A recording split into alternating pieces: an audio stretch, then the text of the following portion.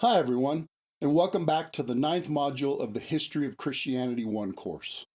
In previous modules, we've looked at the early church and the transition to the official church of the Roman Empire, with all its challenges and successes. In this module, we'll continue to move forward in time to look at the time during and after the Trinitarian and Christological controversies and the events leading into the medieval church. In this section, I want to talk about a series of later leaders, after the leaders we've already talked about, and up to the medieval period. This will not be a unified topic, but a series of biographical summaries. Try to think through the contribution of each person and what you can emulate from their life and work. We'll look at them in roughly chronological order, even though there's some overlap in time. And speaking of chronological order, let's start by putting them in the timeline, in order to get a sense of where they all fit in the larger history. And then we'll go back and talk about each person and what they did in more detail.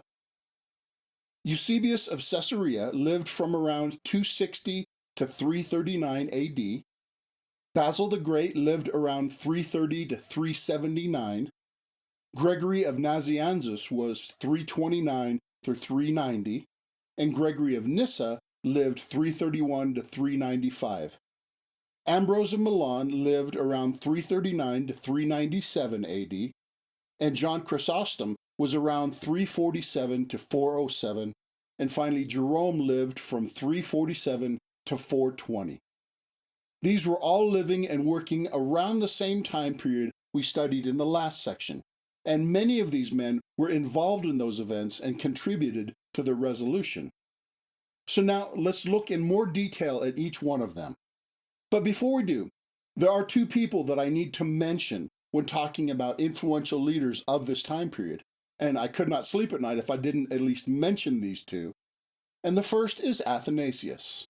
And I hope the reason he deserves mention is obvious after what we saw in the previous section. But because we've already discussed him, I don't plan to elaborate any more in this section. But I wanted to mention him so that you put him in the same category and time period as these others. And the second person I need to mention is Aurelius Augustine. Augustine is hugely influential, and for that reason, the entire section after this one will be devoted to learning about Augustine and his contributions. And therefore, we won't cover Augustine in this module, even though he is also included in this category and in the same general time period. So, after setting those two aside, let's move on to examine the other influential leaders of that time. And we'll start with Eusebius of Caesarea. Be careful not to confuse him with Eusebius of Nicomedia, the famous Arian, who was part of the story in the previous section. That other Eusebius was pretty much a bad guy, but this one is a fairly good guy, even though he certainly had his shortcomings. Eusebius of Caesarea was trained under Pamphilus, a disciple of Origen. He was then imprisoned and suffered in the persecution under Diocletian. Later he became bishop of Caesarea around the time of the Edict of Milan, which ended the persecution. He was a fan of Origen, whose orthodoxy and helpfulness has always been a little questioned. Eusebius's contribution was mainly through his writings, many of which are still read today. His most influential is his Ecclesiastical History, which he wrote in 10 volumes. This was a comprehensive history of the church up to his time. Eusebius is called the father of church history. Nothing like the Ecclesiastical History existed before him. Because of the persecutions, no one had bothered to write the history of the Christians, and many of the church's documents were destroyed, so very few historical records remained. So Eusebius had a huge job to research and record this history. In the introduction of that work, he spoke of the impossibility of the task, but he prayed for God's strength to do it. And his history was not written just to tell the story. His purpose was to demonstrate that God is orchestrating history toward a goal and climax. And Eusebius claimed that the goal that God was working toward was realized when Constantine became a Christian emperor. And he saw history as being now in a golden age because of this. The ecclesiastical history is our only source of many important early documents that have otherwise been lost.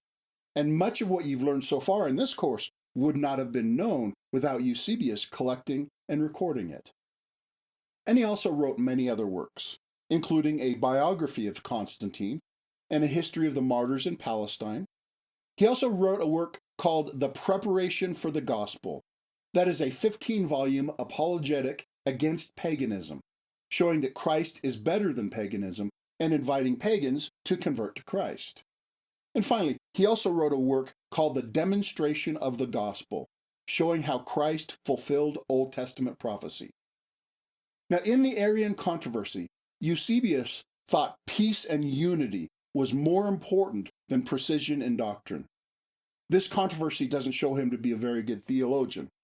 At Nicaea, he tried to mediate between the two parties, and he was one of the first to ask that Arius be reinstated after the Council of Nicaea. And he opposed Athanasius and participated in the Arian Council to depose him when the Arians were in power. Now, Eusebius was not an Arian, but was against those who fought against Arianism because he wanted to keep the peace. Now, in hindsight, that was very inconsistent, because the Arians were not keeping peace when they persecuted Athanasius. This is another example of the political ploy of playing the victim and advocating for tolerance when the other side is winning, but then acting like an intolerant tyrant when your side is winning, and expecting people to ignore the inconsistency and hypocrisy. But apparently, Eusebius fell for it and went along with it. He tried to play both sides, and therefore failed on both sides of that controversy. Next are three men who are collectively known as the Cappadocian Fathers, because they were all from the province of Cappadocia and worked around the same time. They were all friends, and two of them were actually brothers. They are Basil the Great, his brother Gregory of Nyssa, and Gregory of Nazianzus. All three were active in opposing Arians and contributed to the Chalcedonian settlement. They were influential in explaining and convincing others to accept the usage of the language of ousia and hypostasis as common ground to clarify and settle that dispute.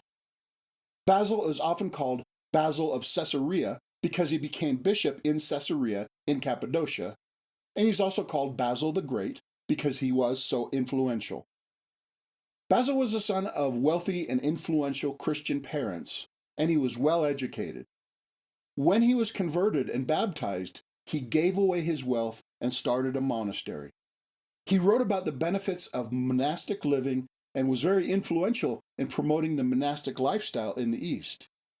He was made a presbyter and then a bishop at Caesarea, and there he started charity houses for the poor, hospitals, and Christian hospices for travelers. He was just continuing the Christian ideal of charity that was going on long before him. But his example and teaching also promoted the ideal of charity work, which he influenced others after him. Basil also taught and preached against Arianism and was helpful in defeating it.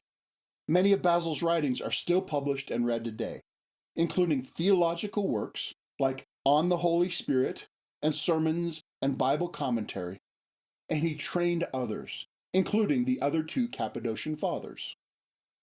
Next, Gregory of Nazianzus met Basil while they were both studying in Athens, and they became lifelong friends. He was trained by Basil and others. Gregory was a scholarly type who wanted just to study and write. He's still known in some circles as the theologian. He was caught up into public ministry positions that he didn't want.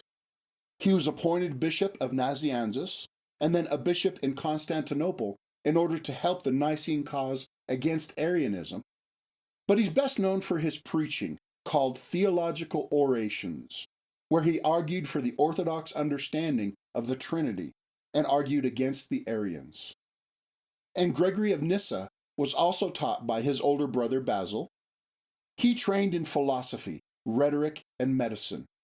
And he's known for transforming Greek philosophy to conform with Christian presuppositions. Now, all three of the Cappadocians were influenced by Origen of Alexandria. All three knew and used classical philosophy and learning, but all three of these especially Gregory of Nyssa, they did not change Christianity to fit philosophy like Clement and Origen had done. They went in the opposite direction. They modified philosophy to conform it to Christianity. And they used philosophy only as secondary in service to biblical revelation. Now, that's an oversimplified explanation, but it gives a sense of how the Cappadocians differed from Origen and Clement, almost the exact opposite approach. Gregory attended Council of Constantinople and was influential on the doctrine of the Trinity. And he also developed a ransom theory of the atonement, which we'll come back to in a later section. And he emphasized continued growth in virtue as a normal, absolutely essential part of the Christian life. Right, those are the Cappadocian Fathers, and in some ways, all three contributed to the individual accomplishments of any one of them because they worked together, encouraged and influenced one another. Next is Ambrose of Milan. His parents were Christian, and he became a provincial governor. Then he was chosen as Bishop of Milan in Italy. He was chosen against his wishes. And the emperor of the time had him arrested until he agreed to be bishop. Just like Constantine, Ambrose was not sufficiently theologically trained when he was put into a position of authority in the church. Ambrose was still a catechumen, still being trained for baptism when he became bishop. But unlike Constantine, Ambrose purposely pursued good theological training in order to be able to do his job well. He recognized that he needed to thoroughly know the truth of the scriptures in order to succeed, and so he studied hard and grew to be a very solid theologian and pastor. Ambrose also fought against Arianism. He wrote books called On the Christian Faith, On the Mysteries of the Lord's Incarnation, and On the Holy Spirit. And these were all arguing against Arians and the Arian teaching. Ambrose also introduced some innovations into the Western Church that he had learned from the Eastern churches. He introduced the Greek style of congregational singing as part of the worship service, and I think that was good. And he preached in favor of Eastern asceticism, like we examined when we looked at monasticism, and I think that was not as good. He also introduced the Eastern idea that the elements in communion somehow changed from being bread and wine to being the actual body and blood of Christ, and I think that was a bad change. And he introduced the allegorical method of biblical interpretation from the East into Western churches. And as I stated in the earlier section, I think allegorical interpretation is bad. Now, I don't want to give you the wrong impression. Overall, Ambrose was a very good bishop and a godly leader, but there were some things he did which were not as good. But ironically, his allegorical method made Augustine interested in listening to Ambrose, which I'll elaborate in a minute. God used something bad to do something good, but that does not necessarily mean we should be okay with allegorical interpretation. God winks but does not smile at our stupidity. In other words, God puts up with our mistakes and often covers for our mistakes, but our mistakes never honor God, and we should not be casual about them. And Ambrose is also noted for his dealing with the imperial court. He told the Emperor Valentinian that a Christian emperor could not support or allow the restoration of pagan religion. Now, Ambrose did not counsel the emperor to actively destroy paganism, but he advised him not to actively allow and support those who wanted to restore paganism. On another occasion, Ambrose was told to allow Arians to use a certain church building, but Ambrose refused. He replied to the emperor saying, "The church belongs to God, therefore it ought not to be assigned to Caesar. The temple of God cannot be Caesar's by right. No one can deny that I say this with respectful feeling for the emperor, for what is more respectful than to call the emperor the son of the church? For the emperor is within the church, not above it." And Ambrose held a sit-in at the disputed church with the congregation singing hymns until the ruler gave in. And then later, Emperor Theodosius ordered a brutal massacre of some of his subjects, and therefore Ambrose told him to do penance or be excommunicated, and the emperor gave in and publicly appeared as a penitent. In an earlier section, I mentioned that for centuries the church and the state were closely connected in a variety of ways, and a few of those ways are demonstrated in Ambrose's life. When Ambrose, for apparently selfish reasons, refused to be bishop, the state used its authority to correct him. But when the state overstepped its authority or used its authority contrary to God's will, Ambrose used his spiritual authority to correct the state. Now, Ambrose never thought or taught that the church had temporal authority over the state. However, later leaders would use Ambrose's example of correcting emperors to teach that very thing.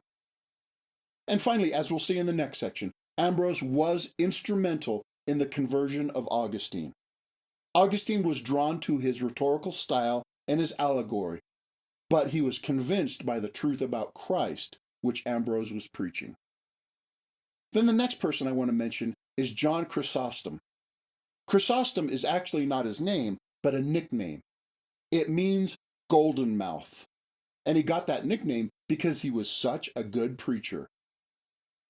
He was trained in rhetoric, and he entered the monastic life and lived in a cave for a few years.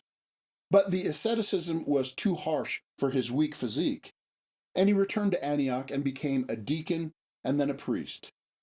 He preached in Antioch and gained fame for his preaching.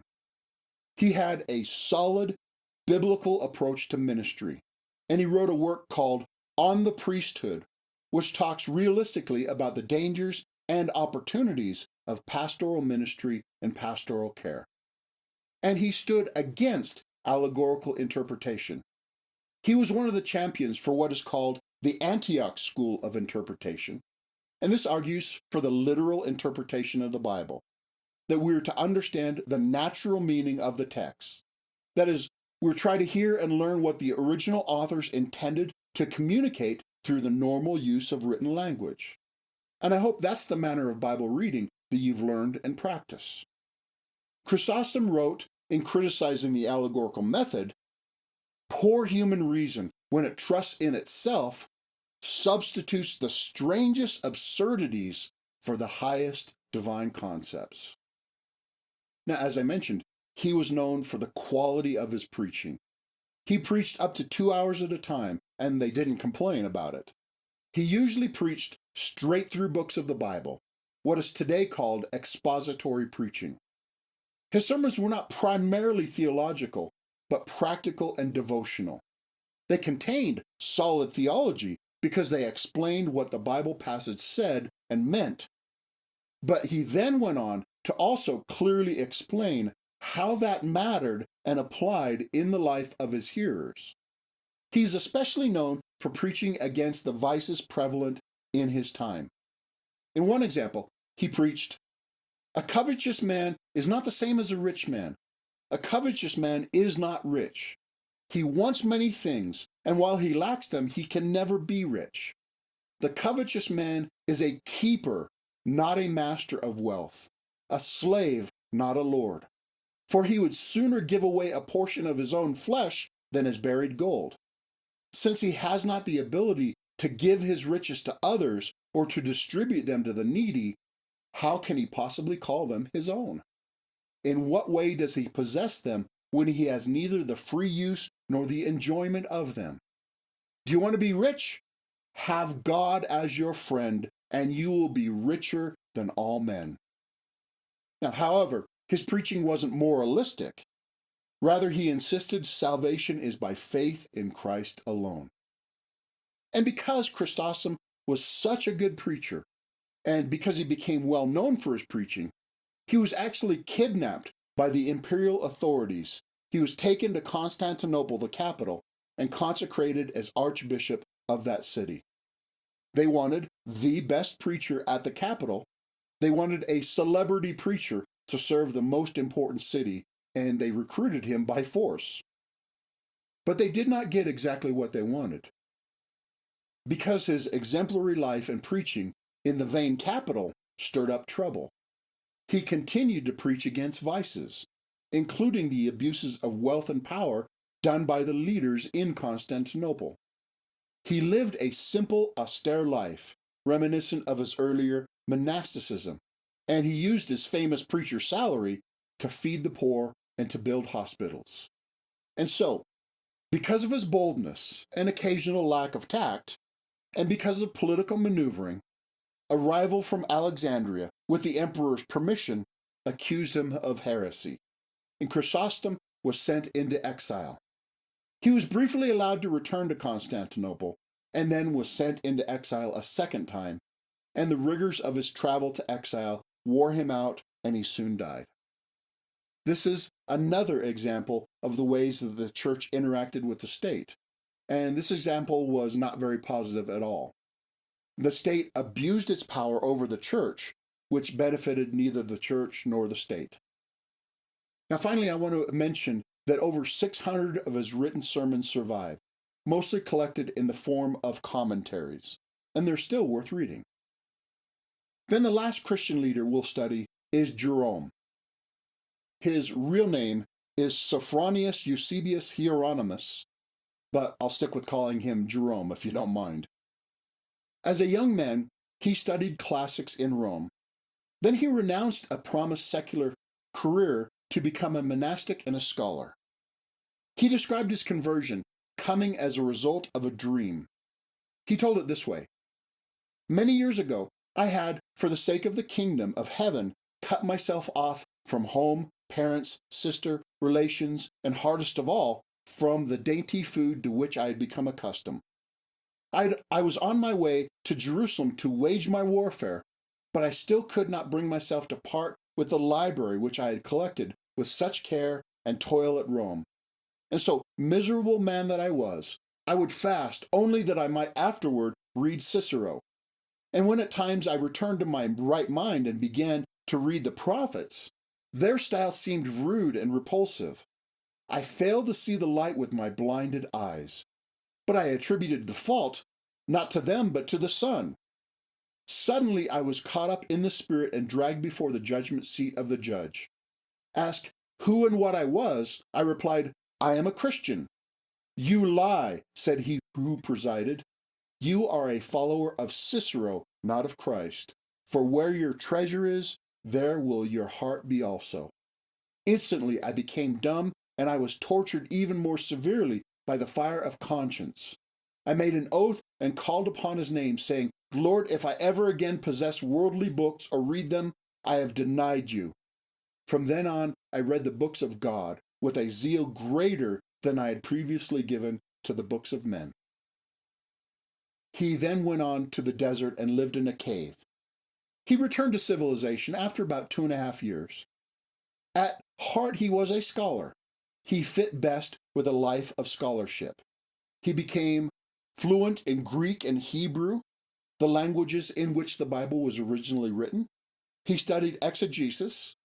He wrote, "Make knowledge of the scriptures your love. Live with them. Meditate on them. Make them the sole object of your knowledge and inquiries." In Rome, because of his learning, he became secretary and librarian for the Bishop of Rome. But he was hated in Rome for his brutal, rude frankness.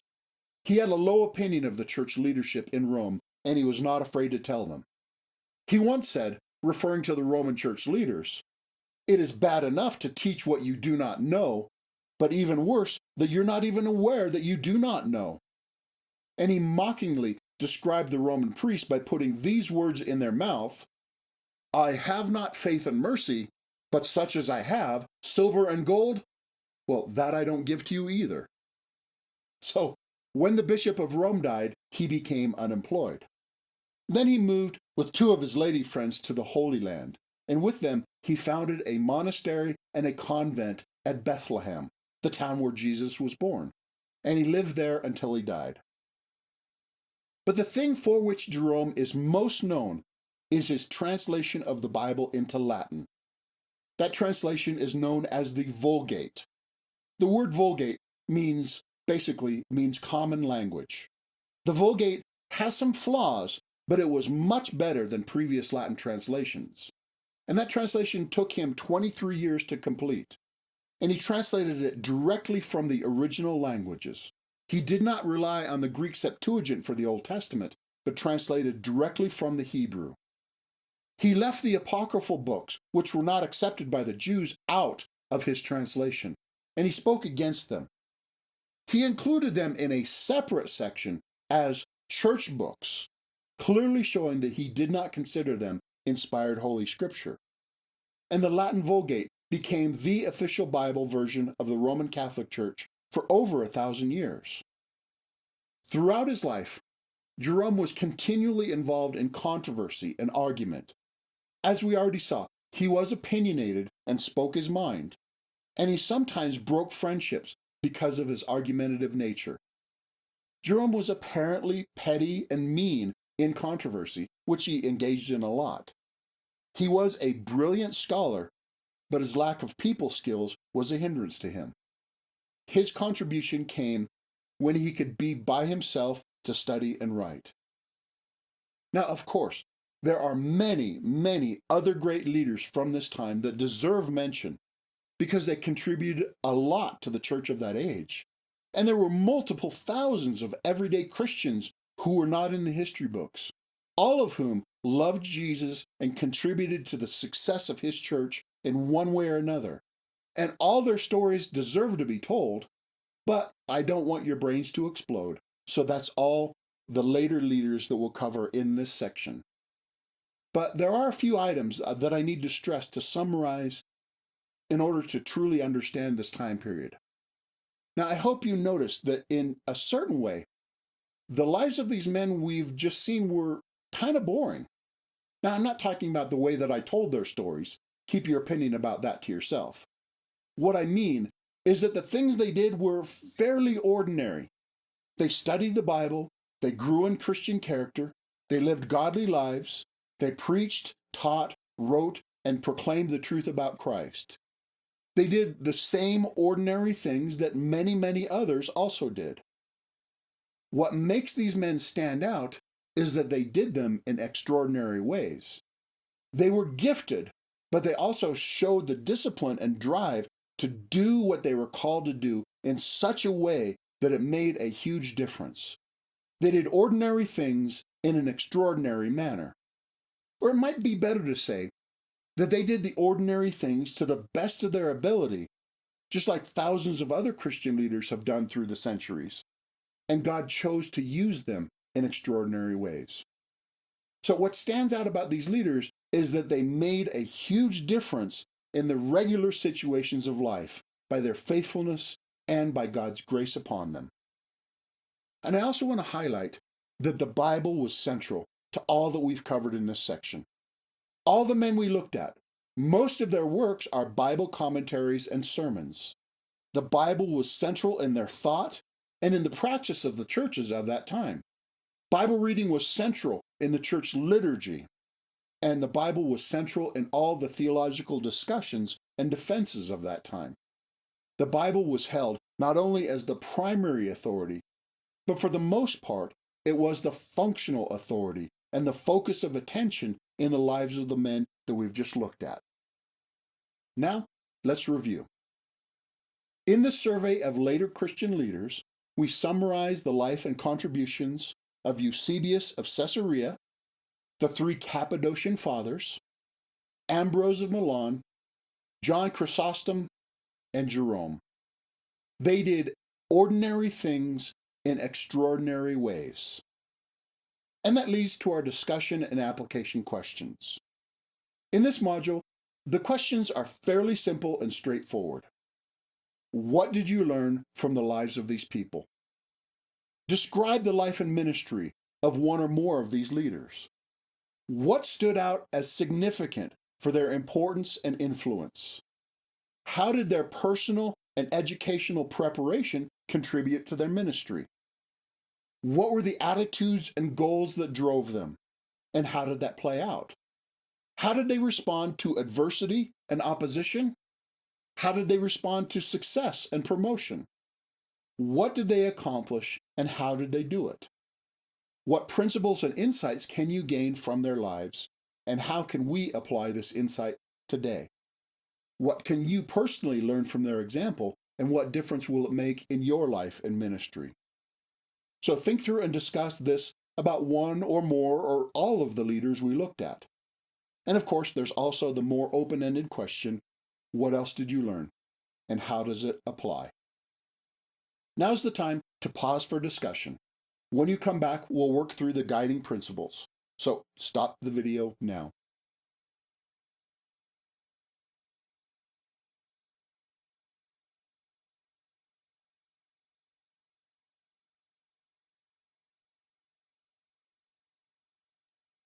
Now we'll look at some guiding principles that I suggest you consider learning from these men.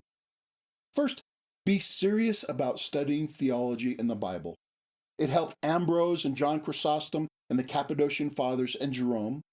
Their deep knowledge contributed to the fruitfulness of their ministries, and a lack of theology and biblical knowledge harmed Eusebius and Constantine. Second, we should stand firm for God. I suggest you follow the example of Ambrose and John Chrysostom. They stood for the truth. They stood by their principles, even against powerful people. And along with that, be prepared for the consequences of leadership and for the consequences of tough decisions to stand firm. Leadership draws fire, so leaders should be prepared to do what is right, even when it does cost. Now, suffering for being a jerk, like Jerome, is not praiseworthy, but suffering for doing what is right, like Chrysostom, that is praiseworthy. Next, personal holiness works wonders. So pursue holiness of lifestyle. Ambrose and Chrysostom had the moral credibility to be able to stare down emperors because of their proven integrity. If everyone around you testifies to your integrity, your leadership will be much more effective. And again, I'll suggest that you beware of allegorical interpretation and teaching of the Bible. Rather, preach the biblical author's intended meaning, not a meaning that you make up from thin air. We should preach the Bible, not our opinions, even if we think our opinions came from the Spirit while we were reading the Bible. Next is the principle that Bible translation is evangelism. Jerome was hugely influential by going off into a cave and studying, because the result of his study made the Bible accessible to more people. Now, there are many groups around the world today translating the Bible into languages where they don't yet have it. However, work hard to make sure the translation is quality. Like I said, the Vulgate was mostly good, but it did contain a few problems in translation, and some of the future problems of the medieval church were caused by Jerome's suboptimal translation, or even mistranslation of some words and passages, as we'll see in a future section. And don't marry the spirit of the age. In historical hindsight, Eusebius looks kind of silly by putting all his hope in Constantine, and he looks silly by siding with the Arians. Now, that's not to say that we would have done any better. Rather, it's to say that we should at least be aware of the danger and try to do better. Try to ask about and discern the long-term consequences of any decision by learning from history. And try to always be in the right by having the Bible as your primary functional authority and following what God says through the Bible. And keep the trends and prevailing views of any time and place as much secondary in your thinking and decision-making as possible. Like the old saying goes, the one who marries the spirit of this age very quickly becomes a widow. And I also recommend that you strive to be extraordinary in all that you do, even in the seeming ordinary and mundane things of life. Whatever your hand finds to do, whatever your lot in life, do it with all your heart and do it for the Lord. And you never know what God will do through you. And finally, I suggest we all imitate the example of these heroes of the faith in keeping the Bible central in our lives and ministries. We should actively study and proclaim the Scripture as the main focus of our ministry and keep it as our own primary functional authority. All right, that concludes this section. I hope this somewhat disconnected biographical survey of a few different leaders has given you a lot to think about and a lot to imitate. And I pray that God gives you insight through this study so that you can learn from them and be a person who makes a difference in your world. In the next section, we'll continue along a similar path. It will be devoted to a more in-depth study of the life and contribution of just one very influential person of that same general time period, whose influence lasted for centuries after his death. And I'm looking forward to it. Thanks for watching.